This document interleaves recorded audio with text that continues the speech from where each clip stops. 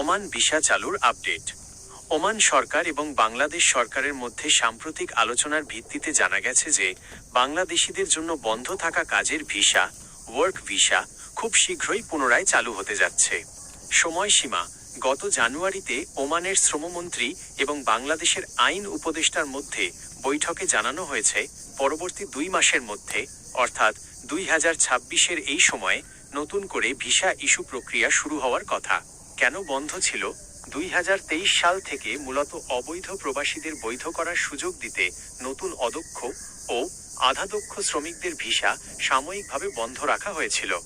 বর্তমান অবস্থা: ওমান সরকার বর্তমানে অনিবন্ধিত বাংলাদেশিদের কোনো জরিমানা ছাড়াই বৈধ হওয়ার সুযোগ দিচ্ছে। এই প্রক্রিয়া শেষ হওয়ার পরপরই নিয়মিত ভিসা প্রদান আবার স্বাভাবিক হবে বলে আশা করা যাচ্ছে। ইরান ও যুক্তরাষ্ট্র উত্তেজনা, বিমান ধ্বংসের খবর। ইরান ও যুক্তরাষ্ট্রের মধ্যকার চলমান সামরিক উত্তেজনার মধ্যে সাম্প্রতিক কিছু বড় ঘটনা ঘটেছে।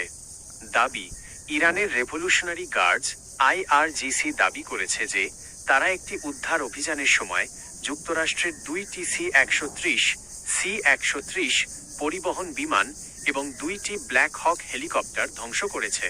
এছাড়া এর আগে একটি F-15E যুদ্ধবিমান ভূপাতিত করার খবরও পাওয়া গেছে। যুক্তরাষ্ট্রের বক্তব্য: মার্কিন প্রেসিডেন্ট ডোনাল্ড ট্রাম্প জানিয়েছেন যে মার্কিন স্পেশাল ফোর্সেস ইরানের ভেতরে একটি অত্যন্ত দুঃসাহসিক অভিযান চালিয়ে তাদের একজন নিখোঁজ পাইলটকে উদ্ধার করেছে। মার্কিন সংবাদ মাধ্যমের সূত্র মতে, শত্রুপক্ষ যাতে ব্যবহার করতে না পারে সেজন্য যুক্তরাষ্ট্র নিজেই তাদের কিছু ক্ষতিগ্রস্ত যান ধ্বংস করে থাকতে পারে।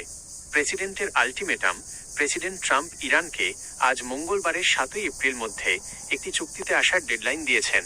এই সময়ের মধ্যে হরমুজ প্রণালী দিয়ে তেলের জাহাজ চলাচল স্বাভাবিক না হলে ইরানের জ্বালানি অবকাঠামোতে আরও বড় হামলার হুমকি দেওয়া হয়েছে।